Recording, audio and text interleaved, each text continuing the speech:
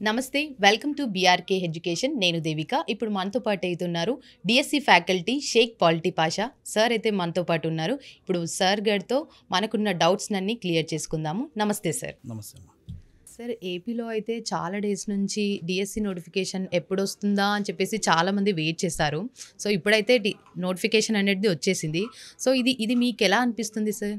నిజంగా కూడా ఇది ఒక శుభ పరిణామంగా చూడొచ్చు మనం. ఎందుకనంటే ఆంధ్రప్రదేశ్లో 8 సంవత్సరాల నుంచి డిఎస్సి రాలేదు.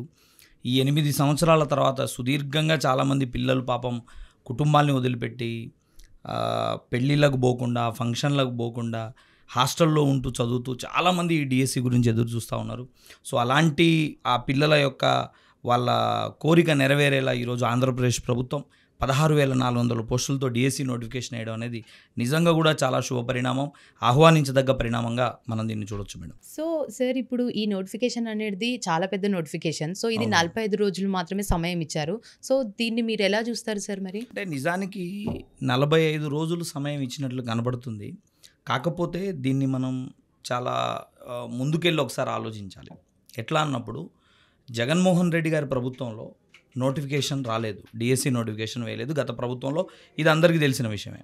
అయితే చంద్రబాబు నాయుడు గారి ప్రభుత్వంలో మొదటి సంతకం మెగా డిఎస్సి అని చెప్పిన తర్వాత, మొదటి సంతకం మెగా డిఎస్సిపై పెట్టిన తర్వాత కొన్ని టెక్నికల్ ఇష్యూస్ వచ్చినాయి. అంటే ఎస్సీ వర్గీకరణ అంశాలు కానీ, అదేవిధంగా ఈ టెట్ వేయాలి అనే డిమాండ్ కానీ, వీటన్నిటి వల్ల ఏం చేసిండ్రనంటే ప్రభుత్వం ముందే ఆలోచించి ప్రభుత్వం ఏం చేసింది, నీకు సిలబస్ని రిలీజ్ చేసింది. సజెస్టివ్ సిలబస్ అని చెప్పేసి ముందే వాళ్ళు ఇచ్చినారు. అంటే దాని అర్థం ఏంటి, నోటిఫికేషన్లో సగభాగం ఆ రోజే అయిపోయింది. సో నోటిఫికేషన్లో నీకు ఎప్పుడైతే సిలబస్ ఇచ్చినారో ఆ రోజు నుంచి లెక్కేస్తే దాదాపుగా వాళ్ళకు 3-4 నెలలు సమయం ఇచ్చినట్లే.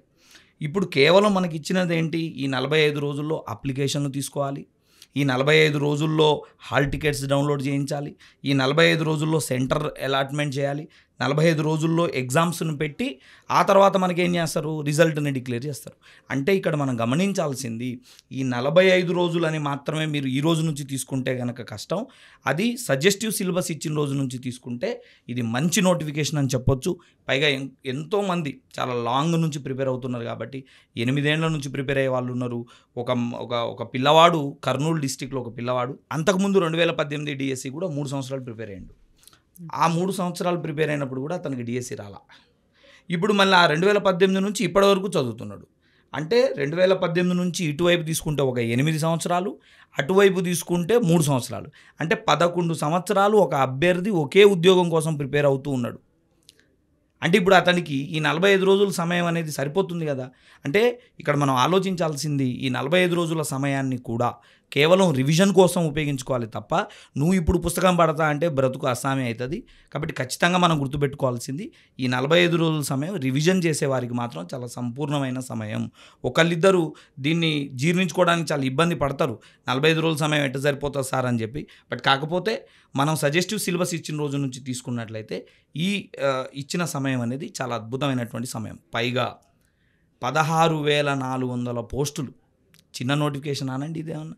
భారతదేశ చరిత్రలోనే ఇంత పెద్ద నోటిఫికేషన్ డిఎస్సిల ఈ మధ్య, అంటే మన తెలుగు రాష్ట్రాల్లో రాజశేఖర రెడ్డి గారు ఉన్నప్పుడు జరిగింది, మళ్ళీ ఇప్పుడు జరుగుతుంది.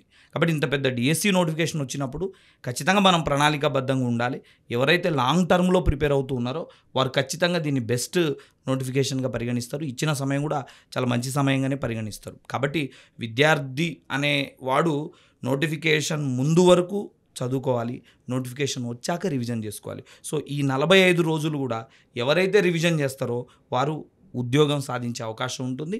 ఖచ్చితంగా కూడా ఒక కాంపిటేటివ్ ఫ్యాకల్టీగా ఒక 10 ఏళ్ల అనుభవం ఉన్న నేను ఎంతోమంది పిల్లల్ని చూస్తూ ఈ 45 రోజుల సమయం నిజానికి సీరియస్ అభ్యర్థులకి, కంటిన్యూటీలో ఉన్న అభ్యర్థులకి, లాంగ్ టర్మ్ ప్రిపేర్ అవుతున్న అభ్యర్థులకి ఒక సరైన సమయంగానే మనం భావిస్తున్నాం. కానీ కొత్త అభ్యర్థులు ఎవరైతే ఇప్పుడిప్పుడే డిఎస్సి రాయాలనుకుంటున్నారో వారికి కాస్త ఇబ్బంది కలిగించే అంశంగానే మనం దీన్ని పరిగణించవచ్చు మేడం. రైట్, చాలా చక్కగా చెప్పారు సార్. థ్యాంక్ యూ అమ్మా.